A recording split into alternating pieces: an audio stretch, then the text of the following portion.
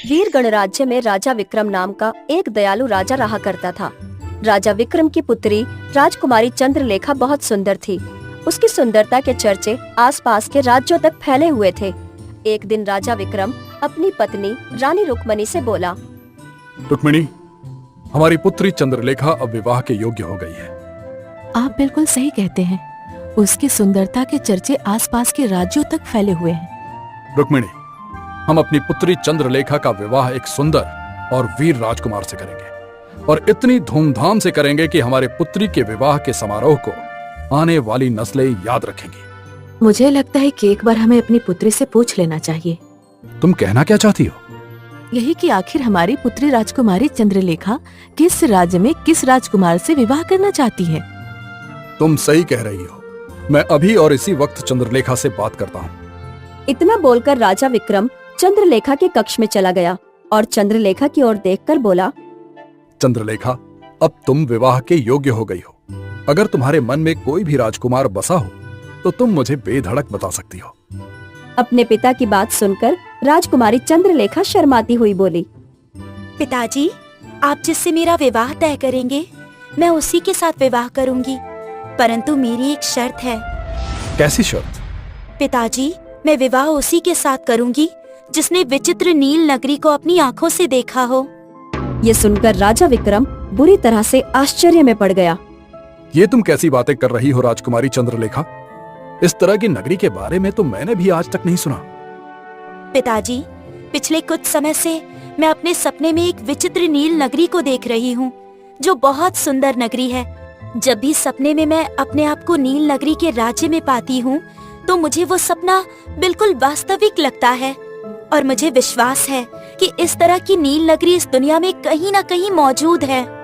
मैं तुम्हारे सपने का सम्मान करता हूँ राजकुमारी चंद्रलेखा, परंतु अगर इस तरह की नगरी इस संसार में नहीं हुई तो क्या तुम कभी विवाह नहीं करोगी? अपने पिता की बात सुनकर राजकुमारी चंद्रलेखा अटल अंदाज में बोली, नहीं पिताजी, तो फिर मैं विवाह नहीं करूंगी। मैं विवाह केवल उसी व्यक्ति के साथ करूंगी जिसने विचित्र नील नगरी को देखा हो, फिर चाहे वो राजकुमार हो या फिर कोई आम नागरिक। अपनी पुत्री की बात सुनकर राजा विक्रम उसके कक्ष से बाहर आ गया। वो जानता था कि उसकी पुत्री राजकुमारी चंद्रलेखा बहुत ही जिद्दी किस्म की थी। राजा विक्रम तुरंत अपने मंत्री भैरव सिंह के पास जाकर उसे सारी घटना बताते हुए बोला, तुम जानते हो कि राजकुमारी कितनी जिद्दी है। इस बात को तो सारा राज्य जानता है महाराज।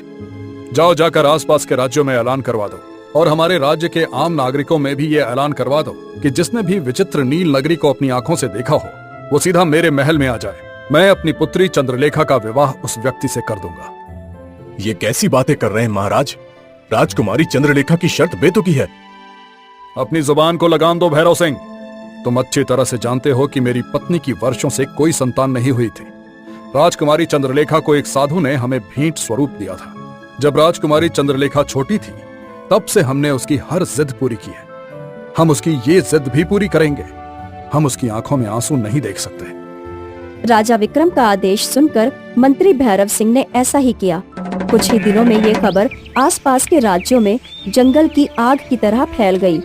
मगर सभी राजकुमारों ने विचित्र नील नगरी के नाम से अपने हाथ खड़े कर लिए, क्योंकि उन सब ने उस नगरी को देखना तो बहुत दूर की बात, उस नगरी का कभी नाम तक नहीं सुना था।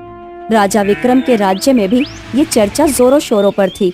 वीरगढ़ राज्य में ही आदित्य नाम का सुंदर नौजवान व्यापारी भी रहा करता था। आदित्य दूसरे राज्य से अपने घर पर आया ही था कि तभी उसकी माँ रूपमणि उसे बोली, पहले तो तू व्यापार के सिलसिले में जब इस राज्य से बाहर जाता था तो कुछ दिनों में लौट आता था, लेकिन अब तो तुझे लौटने में महीनों का समय लग जाता है। माँ, व्यापार धीरे धीरे आगे बढ़ता जा रहा है और मैं चाहता हूँ कि मैं अपने पिता के व्यापार को अपने देश के अलावा विदेश में भी स्थापित करूँ। तेरे पिताजी भी बिल्कुल तेरी तरह थे। अच्छा, वो सब बातें छोड़। देख, मुझसे अब बुढ़ापे में ये सब घर का काम नहीं होता। आप चिंता क्यों करती हो माँ? मैं घर पर नौकरानी रख लेता हूँ।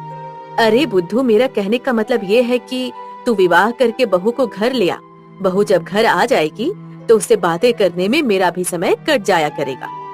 ये सुनते ही आदित्य हंसते हुए बोला, अच्छा माँ, जब मैंने राज्य में प्रवेश किया तब मैंने एक अजीब खबर सुनी। कैसी खबर? मैंने सुना है कि राजा विक्रम की पुत्री चंद्रलेखा ने विवाह की एक शर्त रखी है। शर्त के अनुसार जिसने भी विचित्र नील नगरी को देखा है वो उसी के साथ विवाह करेंगी। हाँ हाँ, तूने बिल्कुल सही सुना है। मुझे नहीं पता था कि राजा विक्रम की पुत्री चंद्रलेखा एक मूर्ख स्त्री होगी, क्योंकि इस तरह की नगरी तो है ही नहीं।